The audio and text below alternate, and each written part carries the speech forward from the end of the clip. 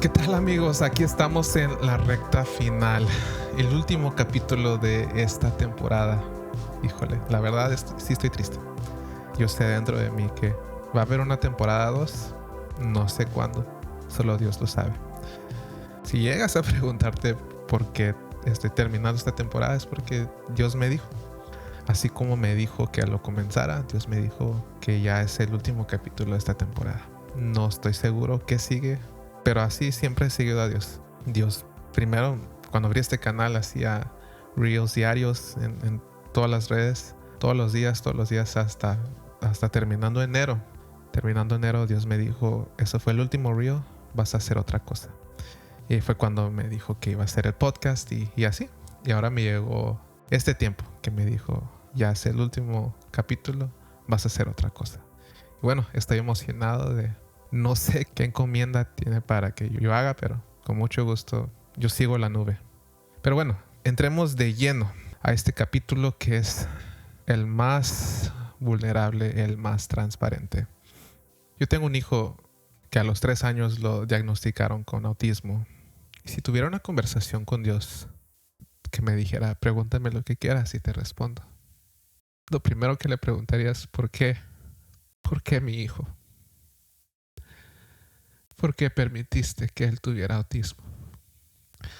Y me corrijo, ¿por qué permitiste que batallara con autismo? Cuido mi confesión, no apropiarlo de eso. Nunca lo he apropiado. Nunca digo que es autista, nunca digo que tiene autismo. Siempre digo que lucha contra, que el autismo lo ha atacado, ha sido diagnosticado, pero nunca lo apropio de él. Pero aclarando eso, con Dios diría, Dios, ¿por qué? ¿Por qué? Es un alma tan lindo, tan inocente. Se ve la inocencia en su mirada. Él no tiene malicia, es un niño, tiene un corazón tan noble. ¿Por qué? Y como padre, vivir con la ansiedad de ¿tendrá una vida normal? ¿Algún día vivirá una vida normal? Me rompe, me desgarra por dentro. Si tuviera una conversación con Dios, diría Dios, ¿por qué permitiste esto? ¿Y por qué te cuento esto? Es porque todos tenemos preguntas a Dios que quisiéramos hacerle. ¿Por qué permitiste que esto me pasara? ¿Por qué permitiste la muerte de un familiar? ¿Por qué permitiste que me divorciaran? ¿Por qué permitiste que... y lo que te pasó a ti? Todos tenemos preguntas para Dios que muy probable nunca vamos a saber por qué. Creo que nunca vamos a saber por qué. Si tuvieras una conversación con Dios donde te invita a preguntarle lo que sea. Y pienso que esas fueran las preguntas. Y pienso yo que Dios, aun si nos explicara, no lo entenderíamos. Hay un verso que habló mi pastora que me fascinó y siento guiado a hablar de eso. Es en Éxodo que habla de que Moisés entró a la oscuridad donde estaba Dios. Suena raro, ¿no? Pensamos que Dios es Dios de luz y sí es Dios de luz. Dice la Biblia, Padre de las luces, pero en este capítulo dice que Dios estaba en la densa oscuridad. Qué raro, ¿no? Dios en la oscuridad. Y no es para hacer una teología de esto, pero hay un misterio en Dios de que aunque Dios es luz, Dios vive en la oscuridad, en el sentido de que Dios vive en el misterio, en cosas que no entendemos, en cosas que no tienen sentido, cosas que nuestra mente humana no es capaz de entender. ¿Por qué sana a unos y no sana a otros? ¿Por qué bendice a unos y por qué bendice a otros? Yo crecí en una cultura y no le estoy tirando a mi cultura. Yo creo de que es todo en base a la fe de uno. Y aunque sí, pienso que Dios no es tan blanco y negro.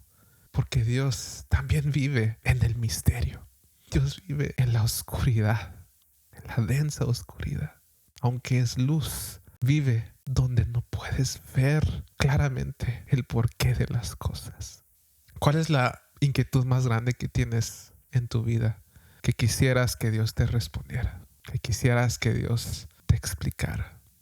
Mi mensaje de hoy es: Dios es un buen Padre, es justo, pero hay cosas que nunca vamos a entender. Y habiendo dicho eso de la forma más empático, más sincero, esas dudas, esas inquietudes, inconformidades, ¿estás dispuesto a dejarlos a los pies de la cruz y decirle: Dios, aunque no entiendo, yo te sigo obedeciendo y te sigo sirviendo? Aunque tú me dijiste que hiciera esto y lo hice y no resultó, hasta salieron las cosas peor, te lo entrego.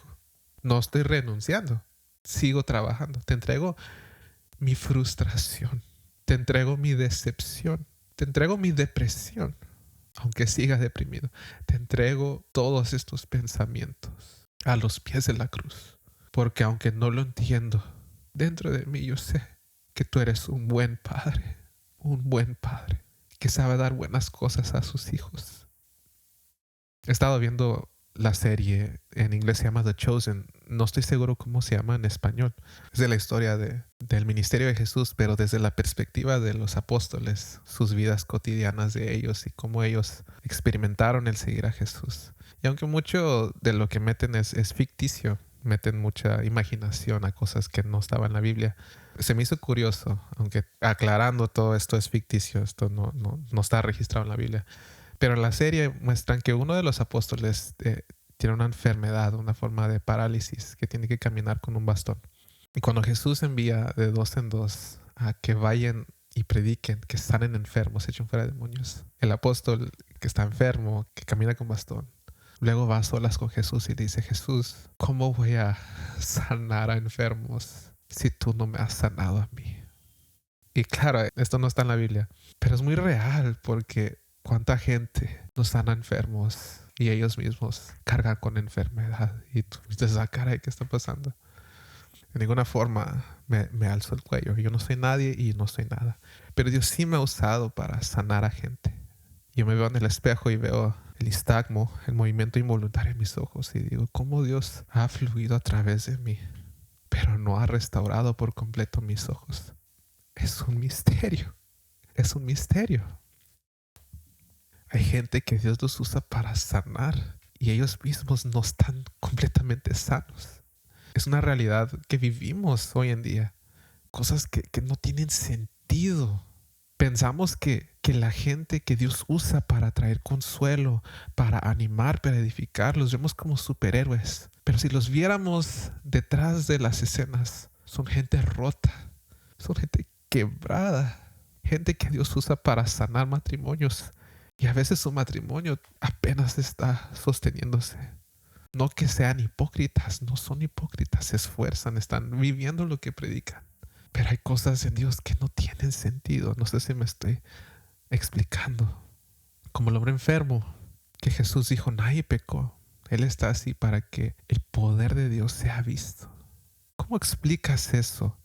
Entonces, si alguien hubiera orado por él antes, ¿no hubiera sanado? Pues no. Porque no era el tiempo para que el poder de Dios sea visto. Y sé que me estoy metiendo en aguas controversiales, porque pienso yo que debemos de orar como si Dios va a sanar ahorita, porque su Biblia lo dice en muchos pasajes, que por sus llagas hemos sido sanados, que pongamos manos sobre los enfermos y van a sanar. Pero no podemos ignorar que Dios obra en el misterio, que Dios vive muchas veces en la oscuridad. Mi único punto es: ¿estás dispuesto a dejar todas tus decepciones, tus inquietudes y tus frustraciones de Dios, lo que ha permitido tu vida, a tus hijos, y dejarlos a los pies de la cruz? Volviendo a lo de la serie, otra vez aclarando, es ficticio, pero me gustó. Jesús, cuando el apóstol le dice a Jesús: ¿por qué no lo ha sanado a él? Jesús le dijo que muchos solamente creen en él porque lo sanó. Muchos solamente creen en él porque hizo un milagro para ellos. Dijo: pero tú crees en mí aunque no te he sanado. Tú crees en mí aunque no he hecho ese milagro por ti. Y me encantó. Muchos necesitan que Dios aclare sus dudas para que puedan creer. Como Tomás, si no meto mi dedo por los hoyos en sus manos y en sus pies, no voy a creer. Y Jesús dijo, crees porque viste, pero bienaventurado el que creyó sin ver. Algunos necesitan que Dios les aclare sus dudas para creer, que les explique por qué las cosas sucedieron de esta forma. Pero te invito a que nosotros seamos diferentes. Aunque no entiendo, yo te sigo creyendo, te sigo amando y te sigo sirviendo.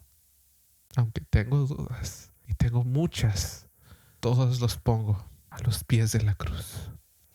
Encontrar su voz en medio de la decepción, de la preocupación, de los fracasos, en medio de las ataduras, en medio de toda crisis. Encontrar su voz que te dice, cree en mí, cree que yo soy el gran yo soy, cree que yo soy tu sanador, aunque no has recibido tu sanidad. Cree que yo soy tu provisión, aunque no has visto provisión. Cree que yo soy tu restaurador, aunque no has visto restauración. Cree. Bienaventurado el que creyó, aunque no lo vio. El reto que Jesús nos pide, creer. Aunque hay cosas que no te cuadren, todos los días, ponerlo a los pies de Jesús y decirle otra vez, te vuelvo a creer hasta la muerte. Encontrar su voz no es fácil. Tienes que buscarlo. Van a haber muchas voces que te van a hablar. La voz de la decepción, frustración, desánimo, preocupación, ansiedad, tus ataduras, tus pecados. O te dicen, Dios te decepcionó, Dios te defraudó, o te dicen, no eres digno. Dicen, tú no sirves para esto. Dicen, Dios está decepcionado de ti. Pero tienes que ser intencional en encontrar su voz que dice, cree en mí.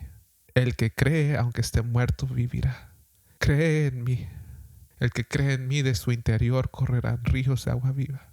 Encontrar su voz que dice, no te condeno, ve y no peques más.